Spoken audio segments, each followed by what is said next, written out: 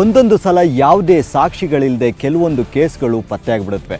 ಅದಕ್ಕೆ ಸಾಂದರ್ಭಿಕ ಸಾಕ್ಷಿಗಳು ಅಂತ ಹೆಸರು. ಅಂದರೆ ಪ್ರತ್ಯಕ್ಷದರ್ಶಿಯ ಹೇಳಿಕೆಯ ಮೇಲೆ ಕೆಲವೊಂದು ಅಪರಾಧಗಳು ಪತ್ತೆಯಾಗ್ಬಿಡುತ್ತವೆ. ಅಂತಹ ಅಪರೂಪದ ಕೇಸ್ಗಳಲ್ಲಿ ಇದು ಕೂಡ ಒಂದು. ತಾನು ಮಾಡಿದ ಒಂದು ತಪ್ಪಿಗೆ ತನ್ನ ಜೀವನವನ್ನೇ ಪಣಕ್ಕಿಡಬೇಕಾಯಿತು.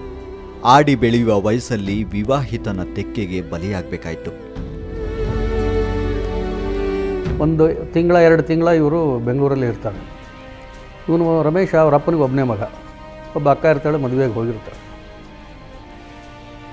ಅವನಿಗೆ ಮನೆಯಲ್ಲಿ ಮದುವೆಯಾದ ಹೆಂಡತಿ ಇದ್ದಾಳೆ, ತಂದೆ ತಾಯಿ ಇದ್ದಾರೆ, ಇರೋ ಒಬ್ಬ ಮಗ ಹೋಗಿಬಿಟ್ಟ ಆ ಕಡೆ ಅಂತ ಹೇಳಿ ಇವ್ರ ಮಗನ ವಾಪಸ್ ಊರಿಗೆ ಬಾ ನೀನು ಅಂಥೇಳಿ ಪ್ರೆಷರ್ ಆಗ್ತಾರೆ ಅವನಿಗೆ, ನೀನು ವಾಪಸ್ ಬಂದುಬಿಡು ಅಂತ. ಇಲ್ಲ, ನಾನು ವಾಪಸ್ ಬಂದರೆ ಇವಳನ್ನ ಮನೆ ಕರ್ಕೊಂಬರ್ತೀನಿ, ಆ ಕಂಡೀಷನ್ ಇದ್ದರೆ ನಾನು ವಾಪಸ್ ಊರಿಗೆ ಬರ್ತೀನಿ.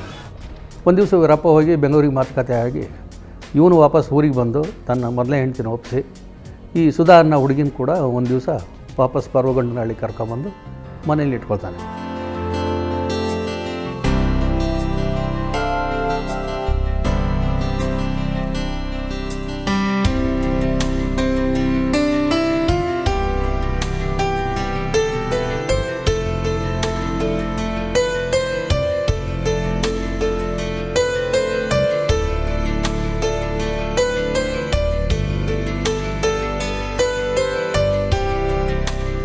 ಇಲ್ಲಿ ಊರಿನ ಜನ ಎಷ್ಟು ದಿವಸ ಅಂತಪ್ಪ ಇಟ್ಕೊಳ್ತೀಯ, ಆ ಹುಡುಗಿನ ಮದುವೆ ಮಾಡಿಸ್ಬಿಡು, ಆ ಕಡೆ 2ನೇ ಮದುವೆ ಆದ್ರೆ ಮಾಡಿಸು ಮಗನಿಗೆ ಅಂಥೇಳಿ ಹೇಳಿದಾಗ ಇವನೊಂದು ಪಂಚಾಯತಿ ಕರೀತಾನೆ.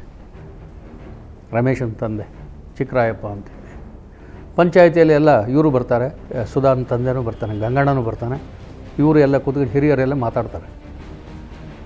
ಆವಾಗ ಈ ರಮೇಶನ ತಂದೆ ಒಂದು ಕಂಡೀಷನ್ ಇತ್ತು, ನನ್ನ ಮಗನಿಗೆ 40,000 ರೂಪಾಯಿ ದುಡ್ಡು ಕೊಡಬೇಕು, ಚೈನು, ಉಂಗುರ, ವಾಚು, ಬಟ್ಟೆ ಇಷ್ಟು ಕೊಟ್ಟರೆ ನಾನು ಮದುವೆ ಮಾಡ್ಕೊಳ್ತೀನಿ. ಅದೇ ಈಗ ತಾನೇ ನಾನು ದೊಡ್ಡ ಮಗಳು ಮದುವೆ ಮಾಡಿನಪ್ಪ, ನನ್ನ ಹತ್ರ ದುಡ್ಡಿಲ್ಲ,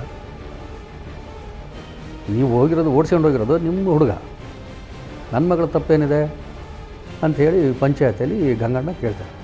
ಕೊಡೋದಿದ್ದರೆ ಅಷ್ಟು ದುಡ್ಡು ಕೊಡು, ಇಲ್ಲದೇ ಇದ್ದರೆ ನಾವು ಈ ಪಂಚಾಯತಿನೇ ಬೇಡ, ನಿನ್ನ ಮಗಳು ಬೇಕಾದ್ರೆ ನನ್ನ ಮನೇಲಿ ಹಾಗೆ ಇರಲಿ. ಇದು ಪಂಚಾಯತಿ ಸರಿಯಾಗಿ ಮುರಿದು ಬಿದ್ದು, ಪಂಚಾಯತಿಯಲ್ಲಿ ಯಾವುದೂ ಸೆಟ್ಲ್ ಆಗಲ್ಲ. ಆದರೆ ಆ ರಮೇಶ ಮಾತ್ರ ತನ್ನ ಅವಕಾಶವನ್ನು ಬಳಸಿಕೊಂಡು ತನ್ನ ತೀಟೆ ತೀರಿಸ್ಕೊಳ್ತಿದ್ದ. ಇವಳು ಮನೆಯಲ್ಲಿಗೆ ಸ್ವಲ್ಪ ಕಿರಿಕಿರಿ ಸ್ಟಾರ್ಟ್ ಆಗ್ತದೆ. ಎಲ್ಲ ಮನೆ ಸಗಣಿ ಕಸ ಬೆಳೆಯೋದು ಈ ಸುಧಾನೆ, ಮನೆ ಹೊರಗಡೆ ರಂಗೋಲಿ ಹಾಕೋದು, ಅಂಗಳ ಕಸ ಬೆಳೆಯೋದು, ಬಟ್ಟೆ ಒಗೆಯೋದು, ದನ ಹಾಕೋ ಎಲ್ಲ ಕೆಲಸಗಳು ಈ ಹುಡುಗಿ ಕೈಯಿಂದ ಮಾಡಿಸ್ತಾ ಇರ್ತಾರೆ.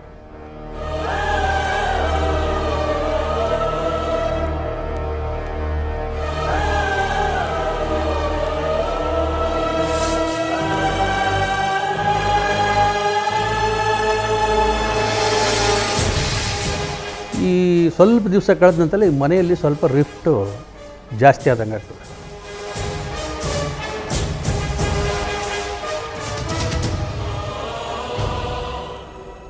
ಎಲ್ಲರೂ ಮೊದಲೇ ಹೆಂಡತಿ ಕಡೆಗೇ ಆಗ್ತಾರೆ.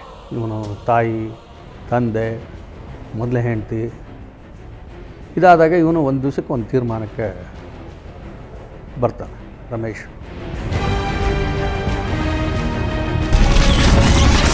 ಪ್ರತಿ ದಿವಸನೂ ಈ ಸುಧಾನೆ ರಂಗೋಲಿ ಹಾಕಿ ಕಸ ಹೊಡೆಯೋದಿಲ್ಲ.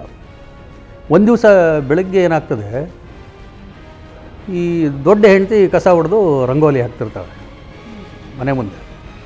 ಈ ಪಕ್ಕದ ಮನೆಯವರು ಅವರು ಏನು ಸುಧಾನೆ ಹಾಕ್ತಿದ್ಲು ಪ್ರತಿ ದಿವಸ ರಂಗೋಲಿ, ಇವತ್ತು ನೀನು ಹಾಕ್ತದೆಯಲ್ಲ, ಸುಧಾ ಎಲ್ಲಿ ಏನು? ಸುಧಾ ಅವಳೆಲ್ಲೋ ಗೌರ್ಮೆಂಟ್ ಫ್ಯಾಕ್ಟ್ರಿ ಬೆಂಗಳೂರಿಗೆ ಹೋಗ್ಬಿಟ್ಲು ನಿನ್ನೆ, ಮನೆಯಲ್ಲಿ ಇಲ್ಲ ಅವಳು. ಇದು ಒಂದು ವಾರ ಆಗ್ತದೆ, ಅವಳೆಲ್ಲಿ ಬೆಂಗಳೂರಿಗೆ ಹೋಗಿದ್ದಾಳೆ, ಅಲ್ಲಿ ಹೋಗಿದ್ದಾಳೆ ಅಂತ.